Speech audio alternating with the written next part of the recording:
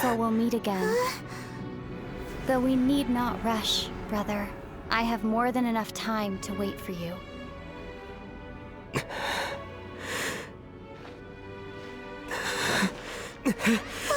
We have always had enough time. With confidence, Lumine proclaims that she has enough time, then adding that both her and Aether have always had enough time. From the moment this cryptic line was uttered by Lumine, I've been curious about her choice of words. It seems to be a subtle hint that our travelers were visiting other worlds for a very long time before their arrival in Teyvat.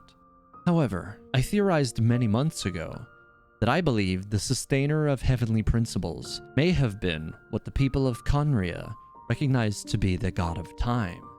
But with the story developments, given with the 1.4 Archon quest, we will be reunited, I believe that is no longer likely. What if the one who the people claimed as a god was never a god at all, but instead an outlander, wielding a power from another world, not fully understood by the people of Khaenri'ah?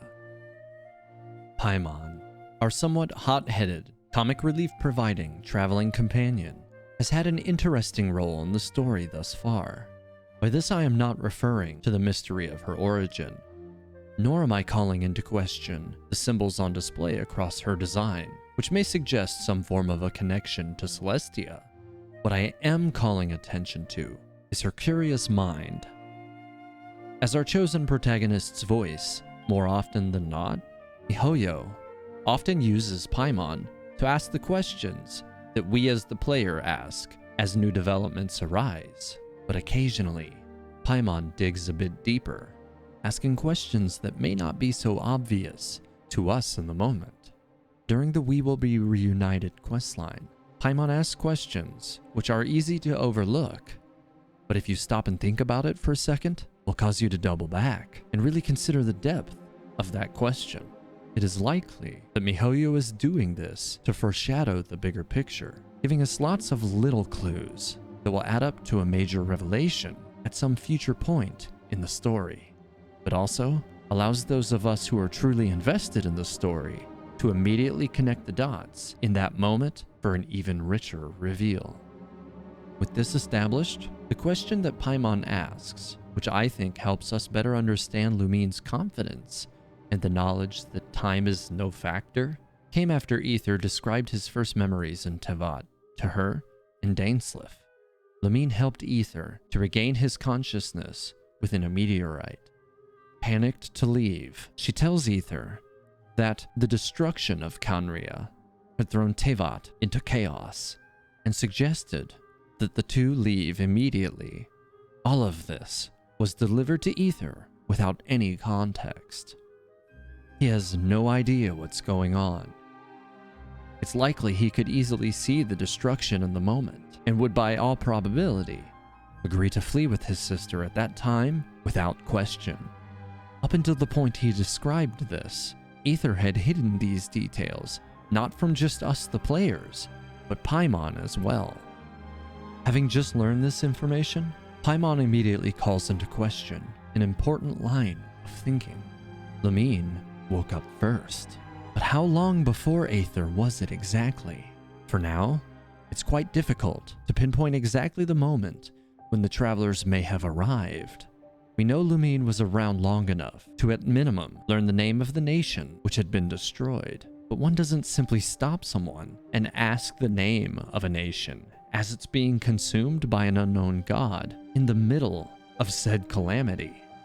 Paimon also calls into question Lumine's knowledge of the nation's name during this scene as well, and adds that Lumine must have had a better understanding of Teyvat than Aether at that time because she had awoken first, which again cycles us back to the first question.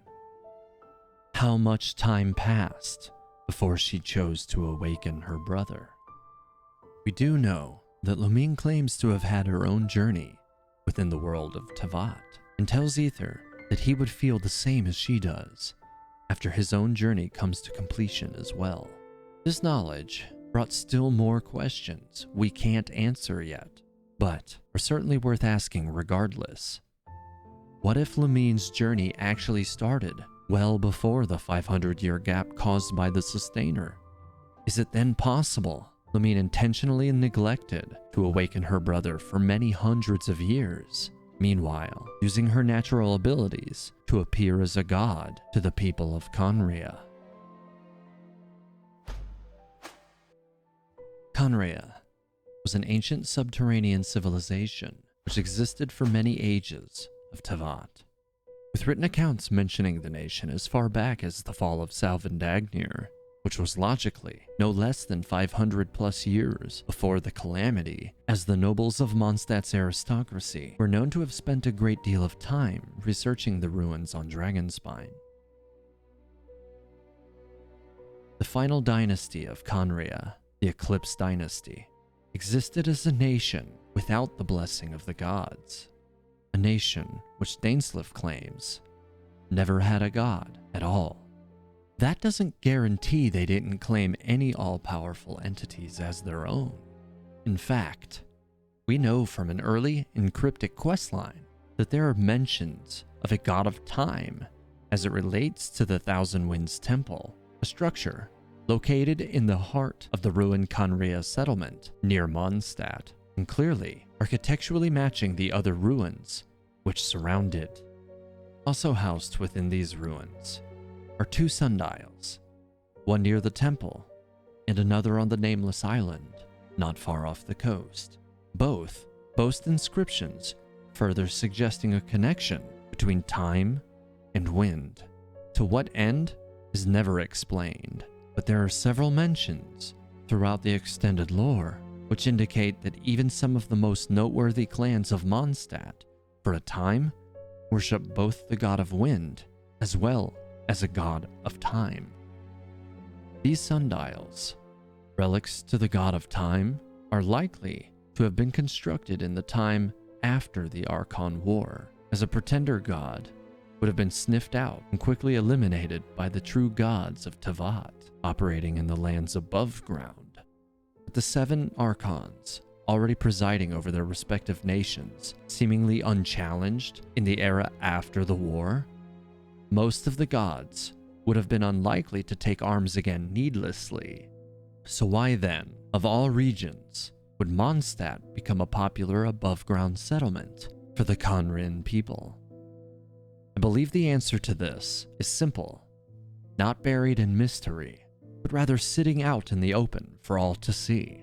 Barbados often remains in slumber unless something directly challenges the well-being of his nation. As the god of freedom and somewhat uncomfortable with taking an active role in ruling his nation, he allowed this new settlement to exist without question, possibly looking at this as a natural and harmless result of the freedom his rule ensures. To do anything else would go against his most basic principle, and each god is expected to uphold their heavenly principles.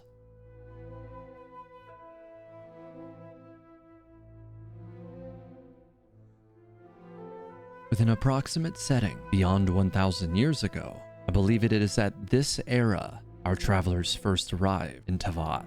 The Archon War was now over, and Lumine, awakening first, left her brother behind, setting off to explore Teyvat alone with unknown intent. At this time, simply a traveler, she began to share her knowledge of powers from another world with the people of Khaenri'ah. Her power, knowledge, and unaging presence could have led the inhabitants of Khaenri'ah to believe Celestia had blessed them with a unique god, a timeless, undying figure from which no visions would be granted, but rather, the gift of knowledge would be instead bestowed freely to all of those who would listen. In this land, not just the selected few vision holders would wield power, but instead any who would pursue the science and knowledge of Khaenri'ah. This figure would in time become Khaenri'ah royalty. She became their princess. We don't really know what the precise purpose of the sundials was, but alchemy is not a surprising product of a culture which claimed ownership over the concept of time, seeing as one of the elusive goals of alchemy is the creation of a philosopher's stone, a substance in the real-world text known as the magnum opus, is rumored to grant the elixir of life, and thus immortality to its wielder. A text which is also known to exist in Teyvat as well, and was last known to have been held by the alchemist Daughter not long before the current day. Khaenri'ah culture continued to develop, and as time passed, a powerful need to dominate through steel and blood was cultivated.